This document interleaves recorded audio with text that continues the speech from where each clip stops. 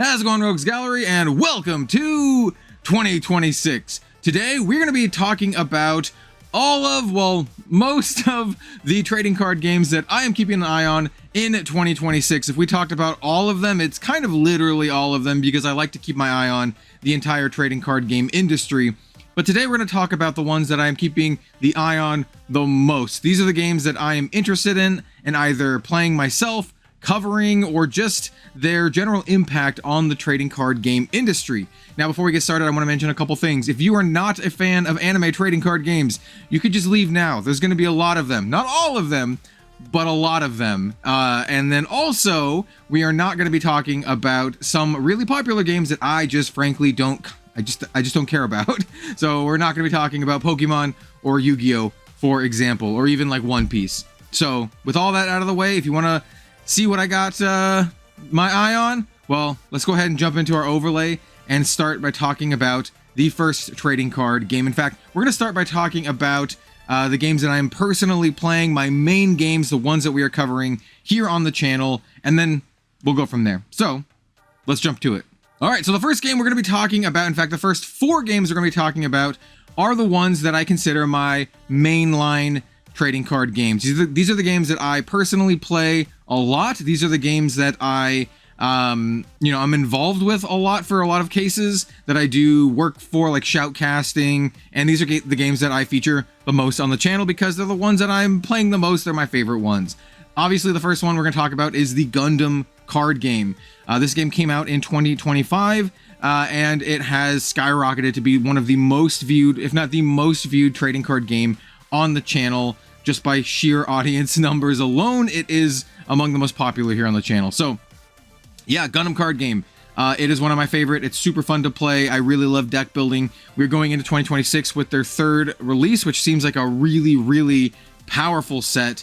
We also have a couple new starter decks, and yeah, I mean, like, to be honest, Gundam doesn't really feel like it's slowing down at all, and it's just, I really, really enjoy it. It is by far my favorite IP trading card game. The Gundam franchise is one of my favorites of all time, and generally speaking, I just think the game is incredibly fun. So you can rest assured that I'm going to be covering this game, continue to cover this game a lot here on Red Zone Rogue. I'm very much looking forward to Steel Requiem, which is the set right here. And yeah, if you haven't played the game yet, if you like Mobile Suit Gundam, highly recommend it. The game is super fun. It really feels like the era of the Gundam scalper is kind of at an end. I feel like a lot of people who were, scalping the Gundam card game have maybe moved on to other games like Riftbound. So the game is at a great spot right now where cards are fairly affordable, and we'll have to wait and see how set 3 shakes out, but it feels like we'll be able to get stuff at close to MSRP. Super fun game, and one that I think is actually incredibly beginner friendly. So if you are new to trading card games or thinking about getting into trading card games, this is a great one for you, especially, like I said, if you're a fan of Gundam.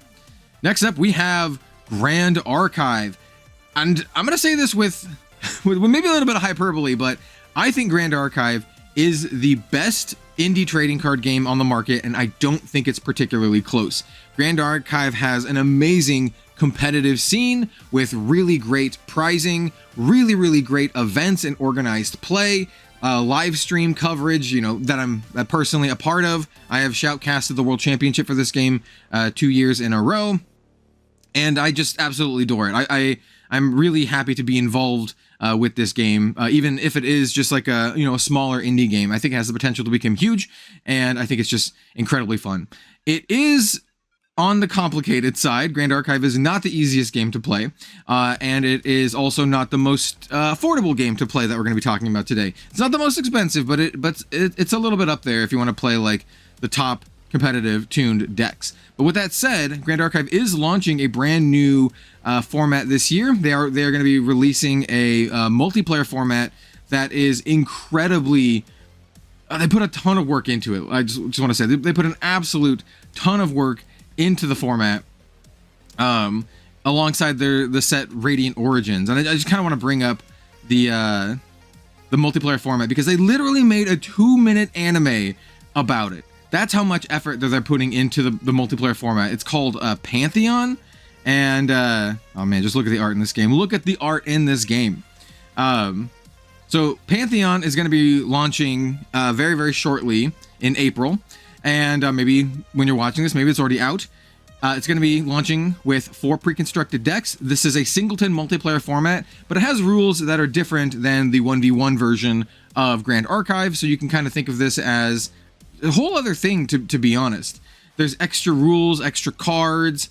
You start the game with access to 2 boons, which you normally don't have access to, that kind of help guide your strategy, and you can kind of pick and choose which boons you want to use when you build the deck. So I'm extremely excited for this. I think this is going to be a catalyst that helps propel Grand Archive into greater heights. It's already an extremely good competitive game.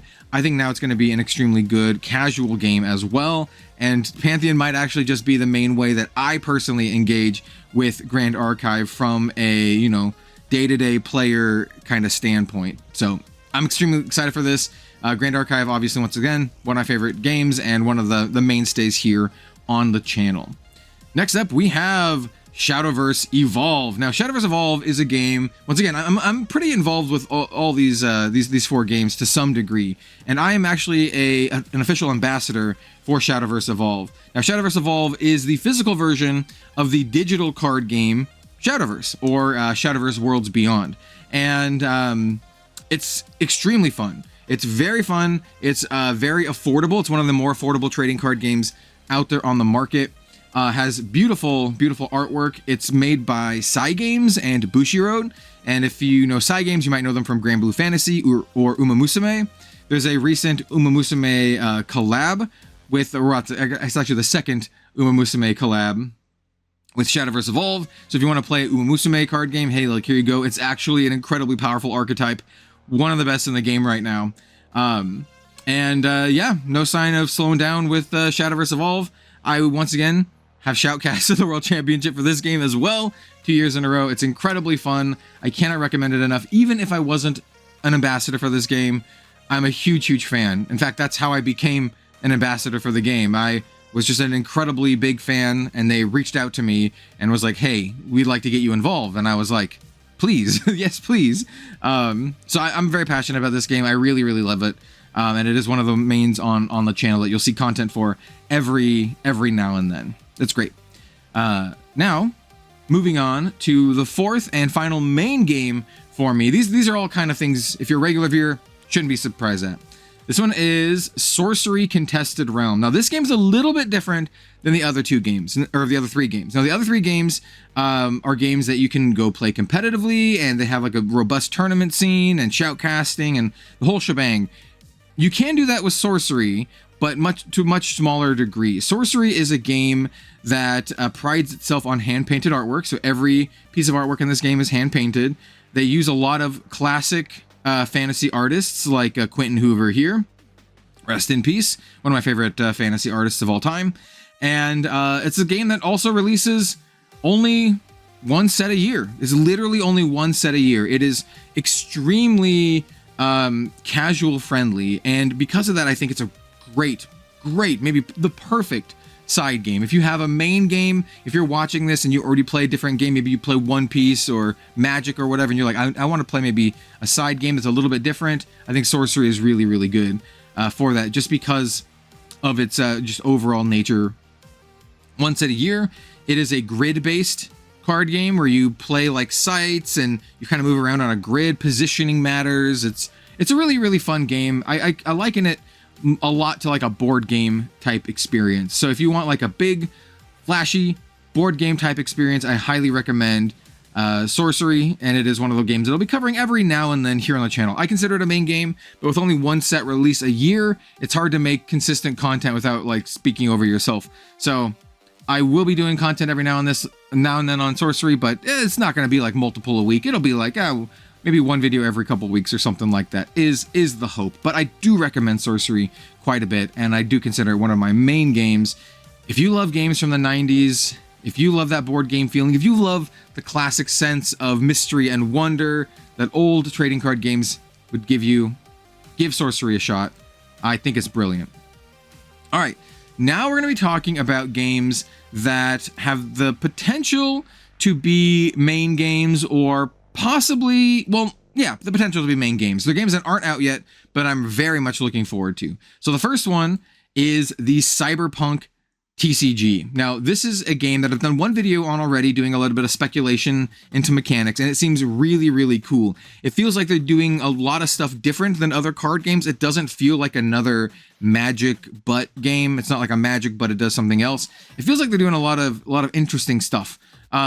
We don't really know too much about it at this point, but we do know what kind of like the card backs and some of the cards look like, and they look really cool. And just generally speaking, as was with Gundam, I'm a huge fan of Cyberpunk.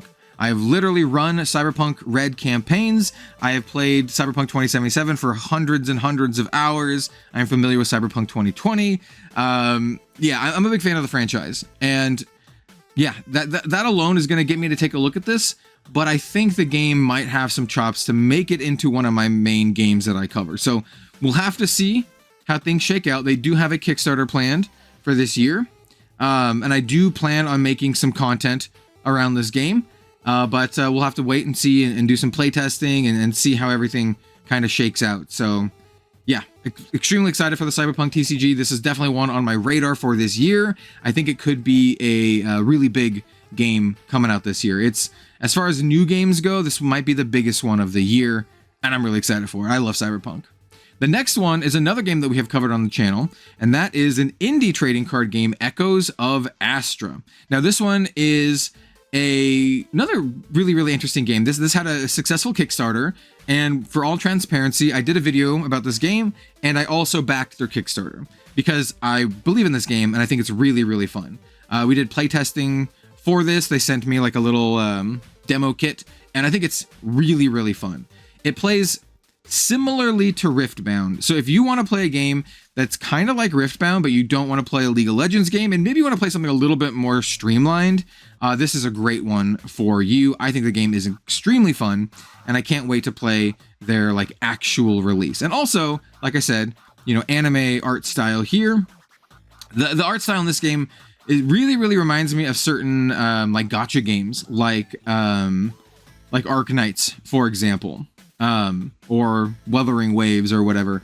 It definitely gives me that kind of vibes, and I really enjoy it. And I also want to mention that this game, I do know, is made from video game industry veterans. There's a lot of people who worked on this game, who worked on like various mobile games or gacha games and other stuff in the video game industry. And I think the art team, or at least the creative team, they have a background in trading card games. So yeah, there's a lot to like about this game. I'm really excited for it. And can't wait to get my Kickstarter pledge. We'll be covering it more down the pipeline for sure. Now, the next batch of games, these are ones that I have my eye on, and I will be probably playing to some degree as like a side game, and I might do content on them. The next one I will absolutely do content on, but we'll have to wait and see how much, and that is Warlord Saga of the Storm. Now, this is a game from the 90s that was rebooted in Kickstarter a while ago. And I did back the Kickstarter, not a huge amount. I backed it for the starter decks and a booster box and the box of greed, which is like a reprint little box set of really powerful cards that were in the original Warlord. But this game has had some production woes, I guess you could say. Some people joke about it not ever coming out. I don't think that's gonna be the case. I think it is gonna come out. I think it's gonna come out in 2026, and I'll make a video or two about it. We'll have to wait and see if I end up adopting it as a main game. At this point, I'm hesitant to think that, which is why I did not include it in the previous category, where I could see Cyberpunk or Echoes of Astra being a main game on the channel. Warlord, it's gonna be fun because the original Warlord is really fun, but the production woes have me take pause. So I'm excited to get my Kickstarter product, and I'm excited to play with it. But as an ongoing thing on the channel, I don't know, but I am definitely keeping an eye on it. Next up is one that everyone's familiar with, and everyone has an opinion on. It is Magic the Gathering. Well, specifically for me, this is why I brought up this page, Pauper. I kinda don't care about the rest of Magic at this point. I've been playing card games since 1995. I started with Magic the Gathering, and I went to a bunch of other games, but I had played Magic For most of my life up until maybe 2020, I played competitive Magic. I had pro points. I played Legacy. I played Modern. And I've played a lot of Cube and Limited. Limited is my favorite form of Magic. But recently in the past year, I've really gotten into Pauper. It feels like kind of like an old school version of Magic for me. It's really fun. It's really approachable. It's really affordable. And I literally already have 4 Pauper decks, and I'd like to build some more too. So this is something I'm keeping an eye on personally, but specifically for Pauper. And to be honest, and I don't want to beat on this horse because it's already been beat to hell by like every other content creator on the planet who even mentions Magic. I really don't care about their Universes Beyond stuff. And by that I mean, like, I don't care either way. Since I'm not really entrenched into Magic anymore, sure, you can have your Ninja Turtles or whatever, but I'm not gonna put them in my Pauper decks. I'm just gonna play Pauper and then not put the Ninja Turtle cards in. I'll put the other cards. So anyway, I'm keeping my eye on Magic, being 100% honest with it, but only through Pauper. I really only care about Pauper, and then like Limited and Cube. So I might play like some Lorwyn Limited or something. Next up, we have a game that I would consider to be the most underrated game of 2025, and that is the Godzilla card game. This is a game that a lot of people wrote off. People just write this off as like, oh, it's just another IP game. And while it might look like that, because it does use like screen grab as screen grabs as artwork for the game, it's extremely fun and extremely unique. I love the Godzilla card game. I think it is clearly the most underrated game, but it's also like, ooh, I haven't seen this art yet. I haven't seen some of this stuff yet. This looks sweet. It's underrated. It plays super well. It has like this grid thing where you have a monster that stomps through the city, and your goal is to invade your opponent's city before they can invade you, or to repel their monster a certain number of times, 4 or 5 times. It's super fun. And if you like Godzilla, just buy it and try it. The game, once you really get into it, it feels like a love letter to the Godzilla franchise, because it is all like, picks from the movies. But for that, I don't hate it. I don't like that style in general, but it kind of works for me for this. And maybe it's just because I'm a huge fan of old 90s, dead 90s card games. It kind of feels like it, but with like a more modern, intuitive mechanics that I think are fun. It's not completely intuitive. It's not the easiest game to play, but it's super fun, and I really, really like it. So that's my spiel on the Godzilla card game. I like it. If you like Godzilla, pick it up. This is one I'm keeping an eye on just because it's so cool. I like Godzilla. Next up, we have another Bushiroad game. Godzilla was a Bushiroad game. This one is, sure, we'll allow all. This is Vanguard. So Cardfight Vanguard is a game that's been around for a long time. Longer than most of the games we've talked about so far, with the exception of Magic the Gathering, and I guess technically Warlord, but that one died and came back. Vanguard's super fun. I really like Cardfight Vanguard. It is a game that I don't play a lot, but I do maintain some decks for. Actually, in fact, one of them is Charmot here. I actually need to upgrade my deck with the new Season of Wonders Charmot. It's a game that, like I said, it's really fun, but it has like these big bombastic, crazy RNG moments where you flip and get your your over trigger or whatever. And because of that, I like playing it. I really enjoy the game, but it's not really one of my main games. It's definitely a side game for me, and it is one that I keep up with and I keep an eye on, and then I might do some content for. If I, think of a good video or really want to talk about it, but it's definitely not a main game for me. But it is one that I keep an eye on, and I maintain like 4 decks for. So, yeah, I do enjoy Vanguard. And then to a slightly smaller degree, we have Weiss Schwarz. So Weiss Schwarz is a similar boat. I maintain like 5 or 6 decks for Weiss Schwarz. They're all Nikke or Azure Lane. Yes. But the game is fun. It's weird. It's a weird card game. It doesn't really feel very flavorful in what it does, but if you like card games and then manipulating cards and moving things around and all that kind of stuff, hey, I think it's fun. Especially like when you get an IP that you like Azure Lane or something like that. So this is another one I keep my eye on that I might end up doing a video here or there on, just because of the nature of it. If they release an IP that I like, hey, I could do a video on it. But like Dandadan is pretty cool. I know some folks are gonna be excited for the Dandadan release, but yeah, there's Weiss Schwarz, and that is the last game that I would consider like a true side game for me that I'm actively keeping up with and maintaining a deck for. The final TCG we're talking about today is a TCG that I was thinking about getting into, but I kind of decided against it. But I'm still glad that it exists, and I'm watching its development with a lot of interest, and that is Riftbound. Now, Riftbound, I think, is a fairly fun game. I did that review of the Proving Grounds box set. I got all of the starters. I played a handful of games with Riftbound.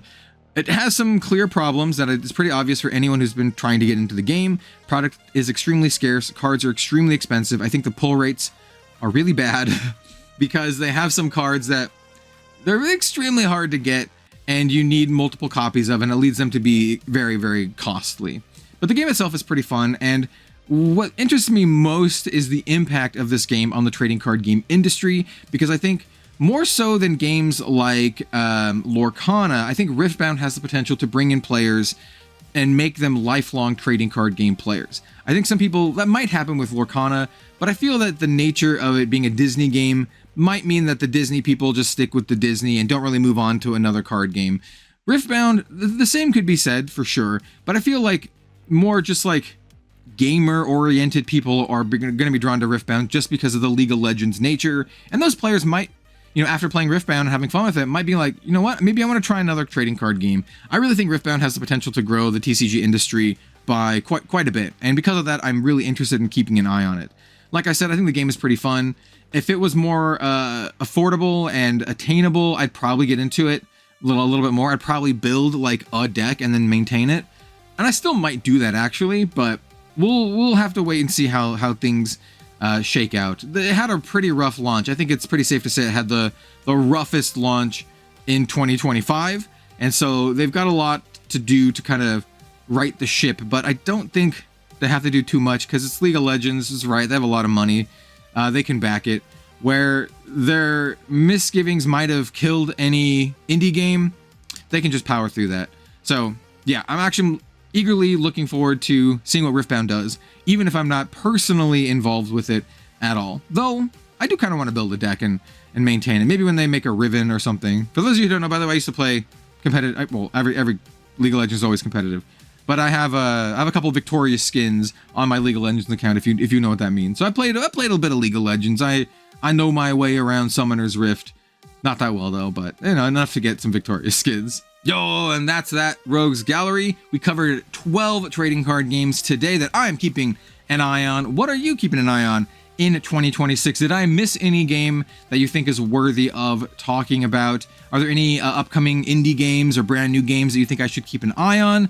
Let me know in the comment section down below. There's a handful of other games on here that I enjoy, but that I just kind of don't really keep up with. Like, honorable mentions would be something like Digimon, which is a game that I think is pretty cool. It's just, I don't have the bandwidth for that game in particular, and I don't really care enough about it to keep up with it, but I do think it's a really, really fun game. And then there's obvious ones like One Piece, Pokemon, Yu-Gi-Oh!, that kind of stuff. A lot of big IP-based games that, frankly, once again, they don't really resonate with me as much as something like Gundam or Cyberpunk, games that I kind of want to keep an eye on. And if they have good mechanics, then I'm all in. So let me know in the comment section down below what you think and what you're going to be keeping an eye on in 2026.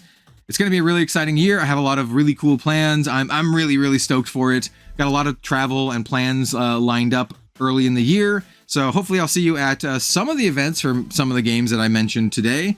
And yeah, thank you all for watching. I really appreciate you. We'll see you next time.